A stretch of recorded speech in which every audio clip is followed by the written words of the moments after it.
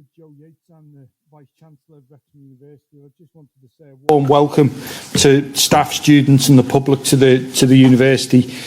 This is the first inaugural lecture of the year, and it's actually the first inaugural lecture that I've been to at the university. It's a really big milestone in any academic's career. We sort of mark, new professors joining the university or academics being made into professors and getting chairs conferred on them with an inaugural lecture. And I'm absolutely delighted to be here today to present Anne's inaugural lecture and to introduce Anne to you. Anne is a newly appointed dean. I can still say newly appointed. Anne, you've been here since June, and given I've only been here since August, and Paul, our Deputy Vice-Chancellor, has been here since September, you are still new, definitely, for the Faculty of Arts, Computing and Engineering. Anne's got 30 years experience in engineering and computing education and research, including a range of senior roles in higher education. And Anne, through her research and her teaching and her academic roles and her practice, has been inspiring and educating the next generation of engineering, computing and arts graduates through delivering a diverse and inclusive curriculum and learning environment. Really looking forward to the lecture. So I'll pass over to the main event. So Anne. Croeso io. Welcome to Wrexham University. I'm going to introduce you how I've spent the last 7-8 years, or 10 years actually more recently, engineering inclusivity in STEAM and the lessons learned embedded in that.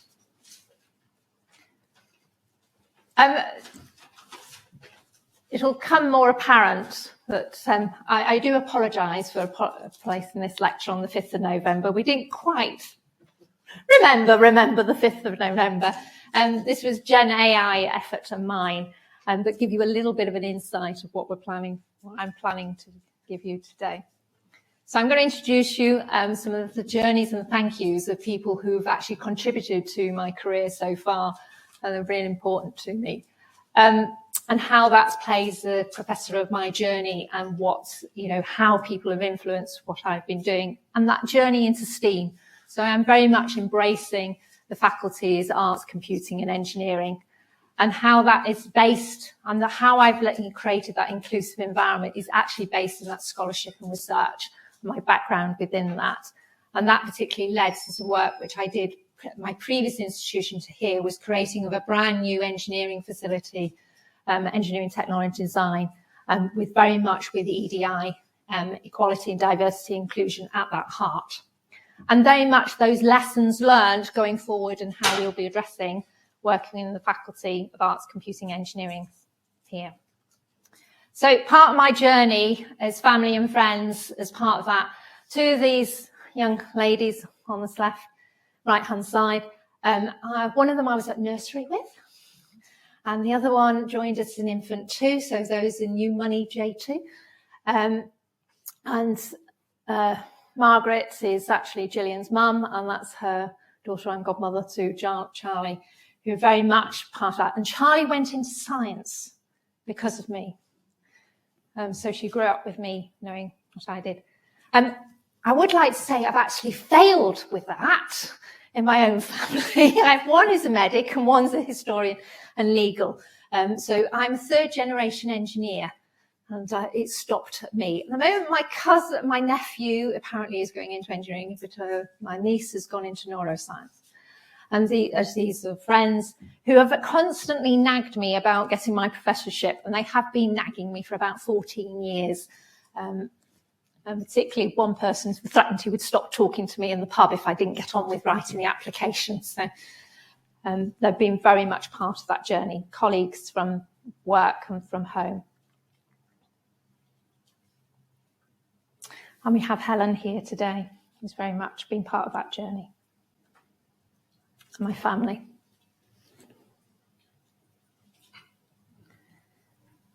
So, as I highlighted, engineering is very much part of my DNA and part of the research of me understanding a bit more about me and my background and what I grew up with.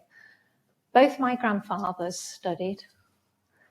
at the University of Salford, which was the Royal Institute of Technology, which is only just down the road from here. One was sent from, literally, he lived down in the Tower of London and used to travel up on a motorbike in the 1920s. Can you imagine that, commuting to Salford? Quite frightening.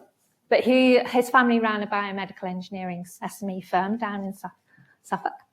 And my other grandfather was actually born in Liverpool, and he used to work for Lewis's, and he was a building services engineer and ended up at the head office in Leicestershire, and then moved back to Liverpool and eventually ended up at Unilever as an instrument engineer. Now, the ironic thing about this history behind me, I've designed both degrees in building services engineering and biomedical engineering. But both my grandfathers have long since passed away and certainly didn't get the opportunity to see what I was involved in. My father will tell you that my life scientific, and those of you who listen to Radio 4 will definitely understand this theme, started off when I was a young child. My father was an academic, metallurgist, material science engineer, pretty much writing papers at home, left to look after me of a tender age of 18 months. Mum came home to find me in the kitchen, breaking eggs out of the fridge. Dad was occupied doing something else. Mum went a little bit ape, and Dad went, "No, watch her. She's conducting an experiment." I was taking the eggs out of the fridge and breaking them and putting my finger in them and watching them mix. Now, early experiment, one could argue with non-linear liquids because the yolk is a linear Newtonian liquid, but when you mix them together, you get non-Newtonian. I grew up with microscopes from experiments and my father's metallurgy, so I spent an early part of my career actually in the lab with Dad. Health and safety wouldn't allow this, but he was doing materials research on a Saturday and I'd be doing hardness testing. It's ironic, his samples from his research are now used on the undergraduate degree down in Canterbury Christ Church University. They're really good crystalline structures, which are really helpful for teaching the students about those structures and hardness. So he'd be horrified. Trust me, he'd be horrified that they're being used for undergraduate. So my life drawings are a theme, Radio 4. I do have an artistic bent. I only an amateur, but during my A-levels, I did ceramics as light relief from doing scientific A-levels. And whilst my daughters was first at school, and I only worked part-time, but on a Friday, I used to go to a working education. I've forgotten what the A stood for, but there used to be part-time courses that were for people, and I used to do life drawing on a Friday, which was great because I used to be in a faculty, which was, again, arts and computing and engineering, and I actually had a faculty role across the university, and so actually keeping up my art skills was useful for working with artists at the time. So, but I am only an amateur, and that's why I'm passionate about this faculty, bringing the world with me. So why does engineering matter? Why does it, for me, matter? And it touches everything that in your life. Part of this I wanted to demonstrate. So I've got a lovely little helper who's going to come and help.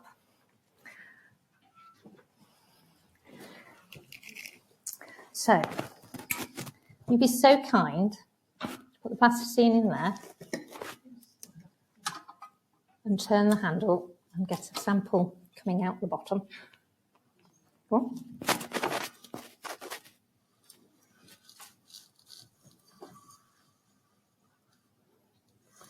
Okay, brilliant. Now, do you want to describe what it looks like on the surface? Can you see?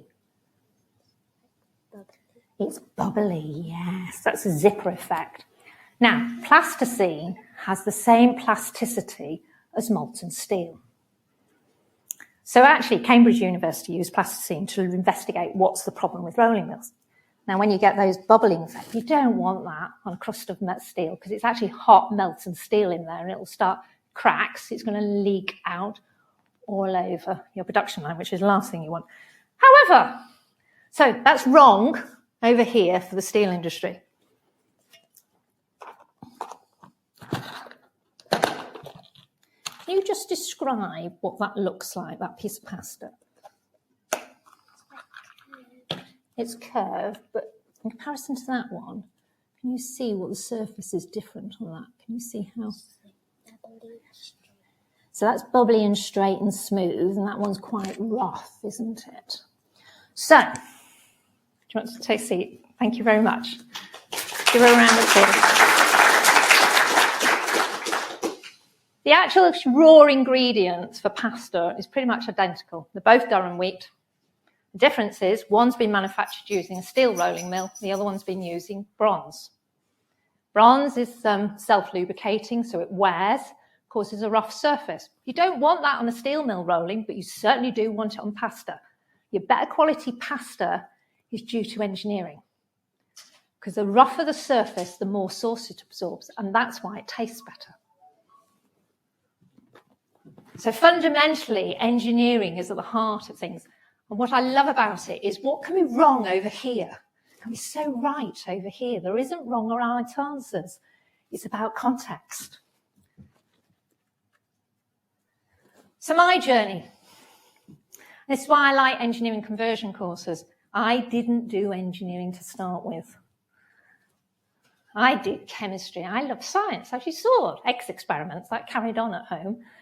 I ended up in an internship at Nuclear Electric on Simpson Road in Manchester, where we were actually, before digital twins, we actually did full simulations of the nuclear reactor boiler systems.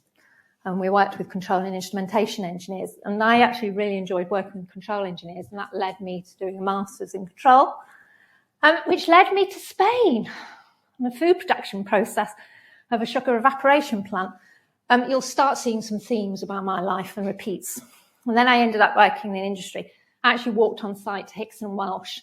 Those of you who are old enough, that name should resonate, because in 1992, the 60 still blew up, killed 3 people, and injured 2 administrators in the building. I walked on site 6 months after that to develop a system to sit on top of that still, of an artificial intelligence to help them operate that still, which shows how AI has been working in that area. So we're talking about early 90s. I also was working with it was a KTP, so I was working with the University of Huddersfield, and Huddersfield actually had a member of staff go off sick long term. I needed somebody to teach robotics. So I got so much holiday left over, I ended up doing some robotics.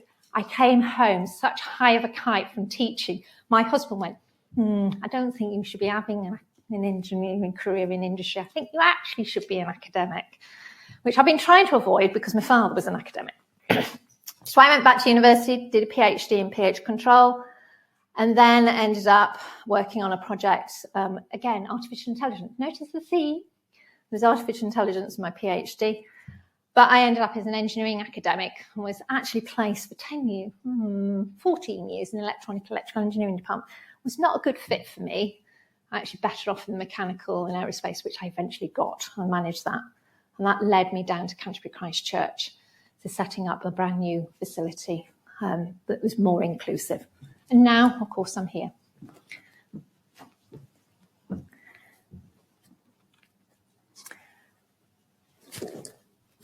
So my journey as an academic, I'm very much more interested in that research side as an engineering education.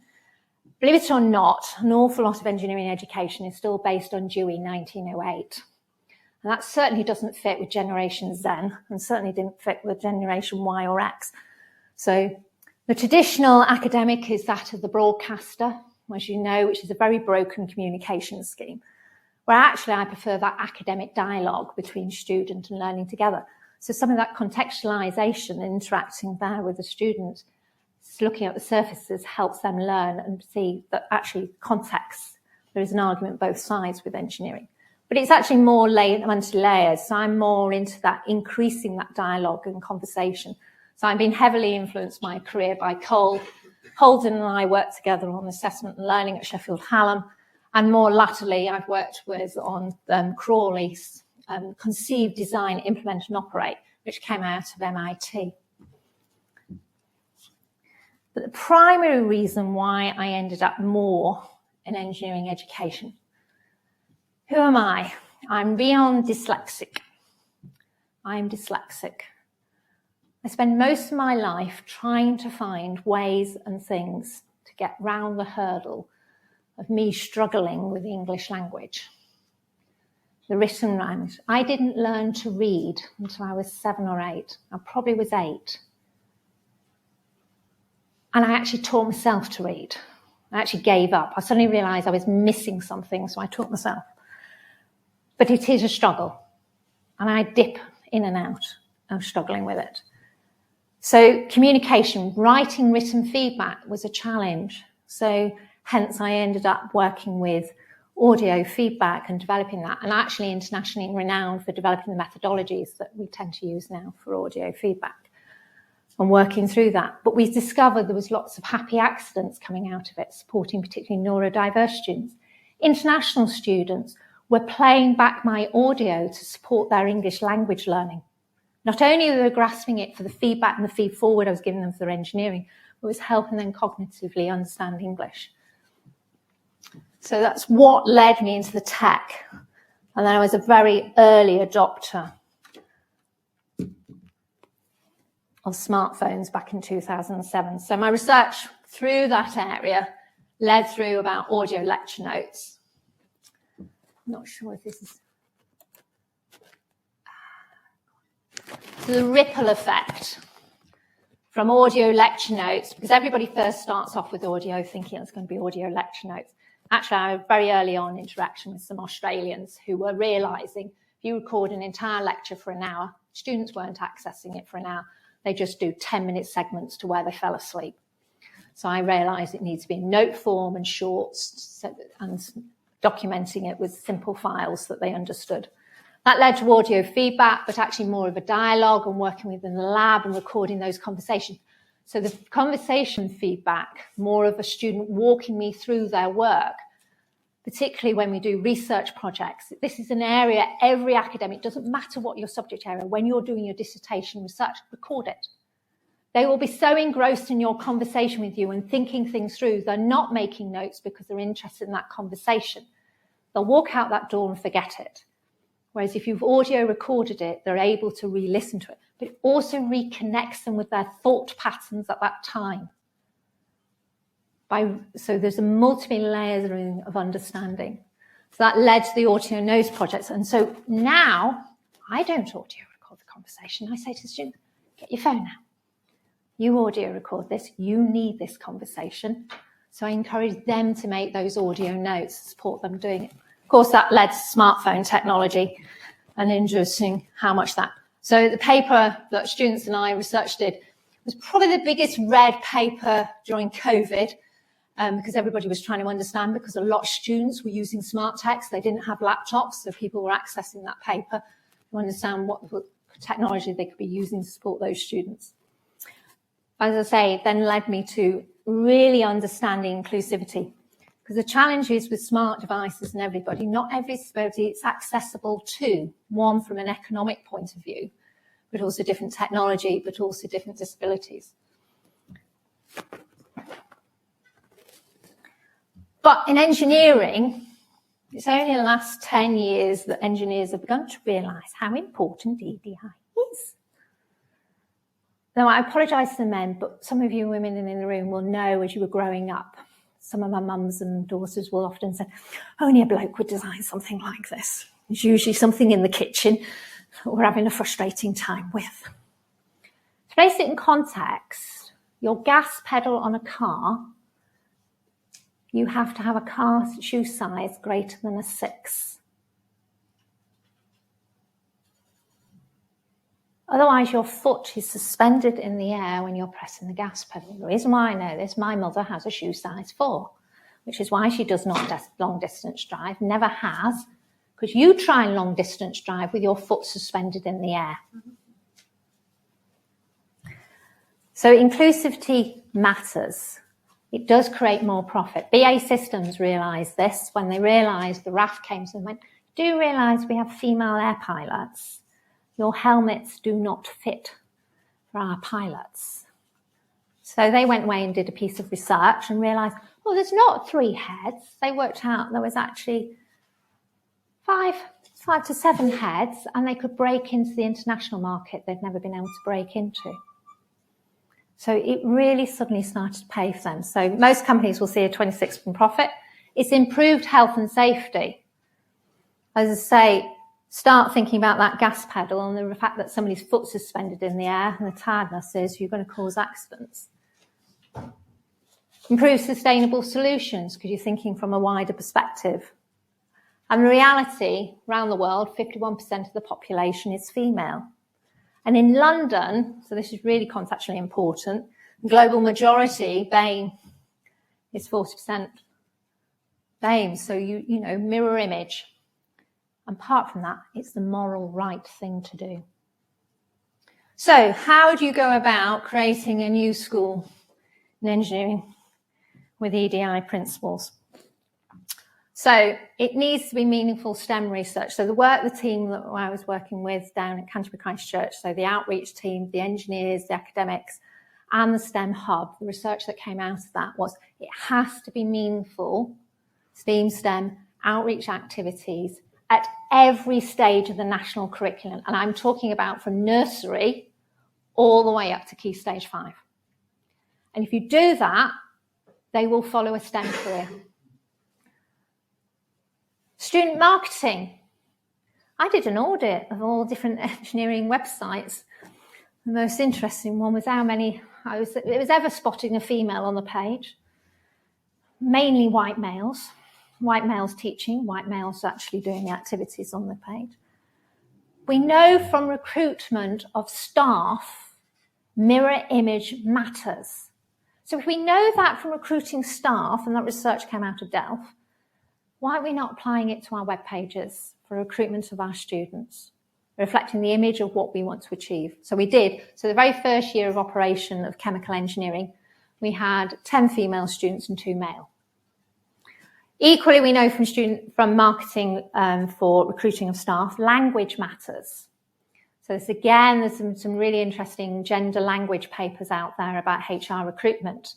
And we know if we reword our applications, you know, job adverts, job descriptions, feminized, men will still apply, regardless, the numbers will still apply. But if you feminize it, you'll get more female applications. I applied the same to our marketing material for engineering. It does matter because the following year, male academic changed it all, made it all male, and we had no female applications. So, lessons learned. Mirror image. So it was important the staff we created was a mirror image of what we wanted to build. More recent research has shown actually they don't only want to see young academics and female academics, they want to see people who are at the end of their career. They want to know you've got staying power because in actual fact, women leave the talent pipeline all along, particularly in STEM and STEAM. So it's absolutely imperative you've got role models of every age group. Inclusive estate, thinking about that estate. So some of the lessons we were learning about creating the computing room and computers, some of the chairs need to be on wheels. Some actually need to be fixed. Because you've got somebody in with physical disability, they need to have the chair stable, with the arms stable, so they can get out of the chair. Rooklex tables create better group work or round tables, not square and oblongs, because you can create power hierarchies. So actually facilities matter and make you think about the equipment. And PPE. And it's John Paul, if he's here, reminds us, I was saying, no, size male 6 shoes are not good on size 6 female shoes. They actually can cause long-term spinal damage. And feet, because they're wider. So PPE, male PPE is not safe. It's not a good idea. And it's important in an education setting that we provide PPE that is all inclusive. Believe it or not, science labs, PPE you can buy, fit women and men. When I ordered the female PPE, it's very much designed for Chinese women. It was not going to fit a Western woman. We had a bit of challenges getting engineering PPE. This is to highlight some of the work we did with Rosbar down at Canterbury Christchurch. This was the makeup of STEM A-levels, and this is how hard, particularly Kent was. So if you wanted to do physics A-level, you need to live in Maidstone. If you want to do a chemistry A-level, you're better off living in Canterbury. Maths is all over, and it is the most popular A-level. But computer study, you either want to be Maidstone or Margate, because there's a good computing and gaming industry there on the bit at Canterbury. Geography of Kent is 60 miles across. and has a grammar school system. So you can see how disparate it is for students to be able to progress into science and engineering, because you can't do your 3 sciences. I had students who came to us and generally wanted to come to us because we're inclusive, saying, I wanted to do engineering, I wanted to do science, gone to my teacher and said, I want to do science A-level, and they go, there's not 5 of you to run the module, the course. You can do psychology.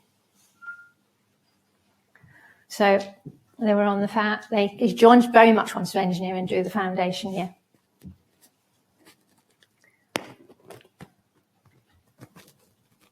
So that was in 2017.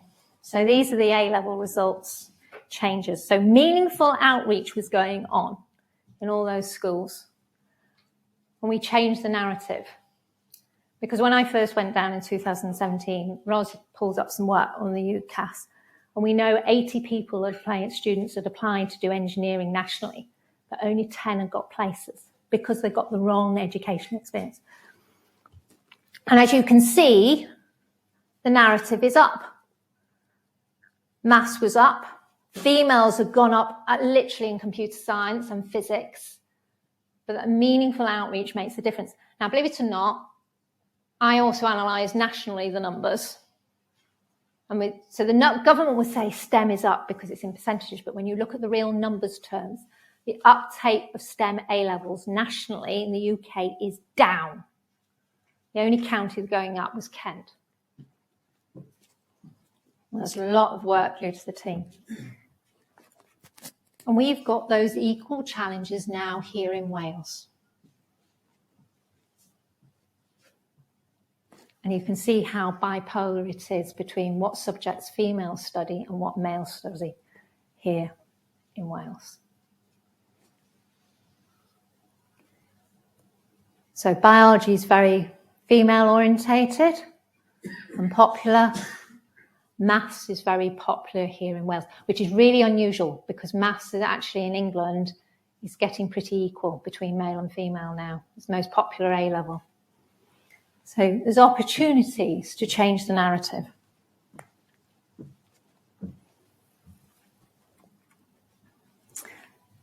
So not only did I and the team and I were developing this EDI school, I mean, Fisher, it was originally me, and then I built the team. By the way, we got to 38% female staff in computing and engineering. And 54% of the staff were global majority, and within that as academics, we were 48%. We bit off everything. So talent pipeline outreach, dealing with it inclusively, recruiting the staff, recruiting the students. The curriculum, we decided to be very much inclusive and adopting the CDIO methodology, which stands for Conceive, Design, Implement and Operate. So it was about doing and helping the students to build upon that, but also challenge within that epistemic insight. So enable to bring in that STEAM element and question and contextualize and place things in context, particularly for Gen Z who want to question that world and place it into context. We also work very closely with industry as well to make more inclusive engagement, and picking up on some of the other work that's out there by Bodie's was about also group work. So the classic example in group work, you place a single girl, you separate the 2 girls together, she gets assigned the project management to do, instead of doing the engineering. So it's educating the colleagues and the facilitators and academics to make sure in the group work you actually have more than 1 girl in the group and they're not the project manager and you get them it rotating. Otherwise they'll slip on their engineering skills and not have that confidence then to graduate. They'll graduate well, usually a 2-1 or a first, but won't progress into the industry because they don't feel confident in their engineering skills. So we were very much about making that inclusive curriculum. So we're decolonizing the curriculum. Some people will argue, well, what's the relevance to that in computing? But I think the TAP shows you. That's an embedded system. Recognition in there doesn't recognize dark skin. The oximeter, the biggest cause of problem in COVID was missing diagnosis of oxygen levels in COVID in Black and Asian people, because the oximeter is calibrated to white skin. And as for photography recognition systems, it's notorious, doesn't recognise black and Asian faces. In actual fact, Cardiff Metropolitan Police were the first ones to spectacularly take hold of some software for crowd management. Would only recognise white males, and it didn't even recognise females.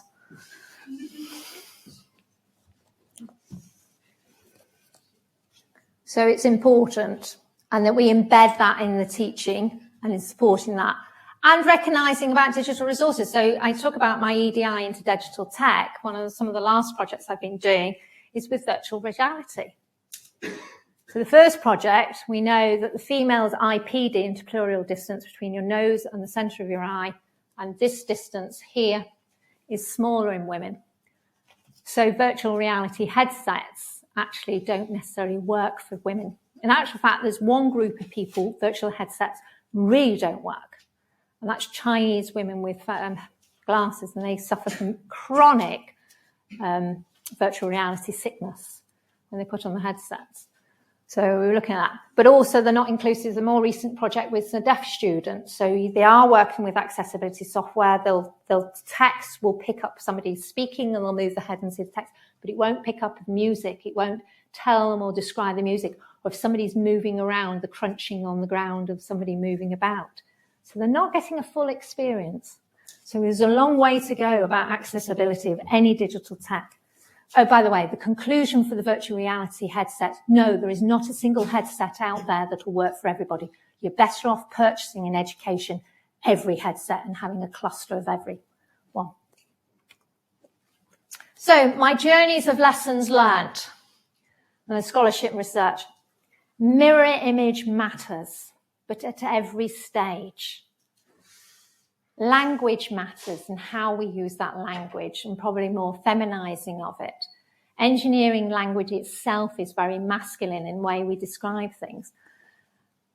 And some of the more recent research I've been doing with employers and with students for helping progressing EDI students into employment, students have really highlighted, yes, if a company has an EDI policy, but they want to see it being honestly done in practice, because more often than not, they see in companies there is the policy, but it certainly isn't happening on the ground.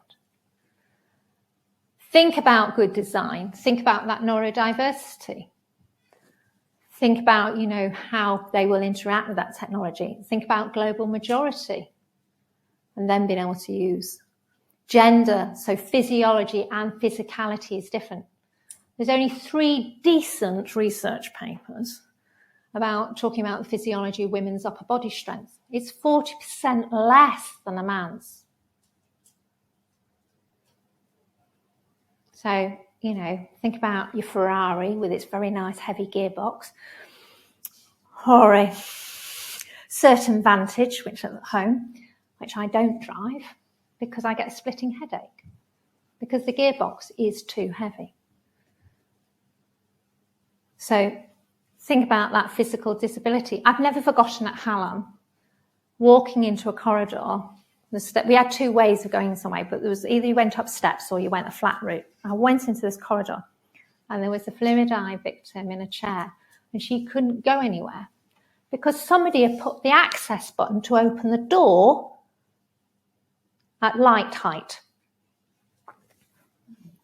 I released her and said, I will go and talk to estates and this will change. And it was changed within a few days because nobody in estates had gone round at wheelchair height to fully understand and appreciate what it was like to be disabled accessing round our buildings.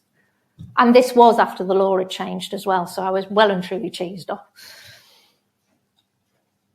Cultural awareness. In education, we like to do gamification, Kahoot and things. However, that is not always probably right. And my observation, and I need to do some more work on this, but I found with Asian students particularly, it alienates them. They come from a culture of working collaboratively together. So actually this gamification and competing one against another, it doesn't work for them. So they want a more collaborative approach, and that's why you can end up with students migrating, and girls particularly as well. If you create that gamification in engineering, the girls will start leaving the group and the Asian students will start leaving the group. So think more holistically, the bigger picture. Invest in your staff and your student time. That was my staff at Canterbury Christ Church. We're constantly doing staff development all the time, learning from each other. The advantage we have being very diverse is to learn together. But also we shared that then with employers. So I've already, some of the lessons learned that I've done for working with employers and with students, I've already been sharing with employers here who've gone, oh, yes, oh, this is helpful. This will help me with recruitment. So understanding as well regional cultural contribution. Students are highlighting they're still victimised against if they've got regional accents, but also international accents can hinder them from moving into employment. Reciprocal mentoring. There is lots to learn from somebody senior working with somebody junior. The mutual learning you can have from each other, particularly with Gen Z and senior managers. But, you know, reciprocal mentoring also can work for your new generation coming in that you can be acting as their advocate when you walk into meetings. And the other thing that I'd like to leave you with, on some of the arguments I've been having with Gen Z, ChatGPT, I have made Siri dyslexic. I have used Siri since 2007, so my account now, when it does predictive text, is even worse than my dyslexia. And I did have a discussion with ChatGPT, if it had the learning switched on, would I make it dyslexic? And after a little dip back, I went, yeah, because it holds my memory of my account. So, believe it or not, it's the reason why Watson became a bit of a problem, because it was mainly dyslexics who were using speech to text, and they did make Watson dyslexic. So I'll leave you with that thought.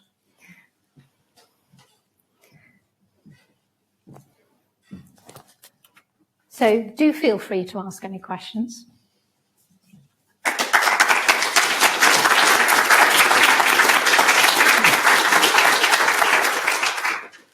Okay, thank you.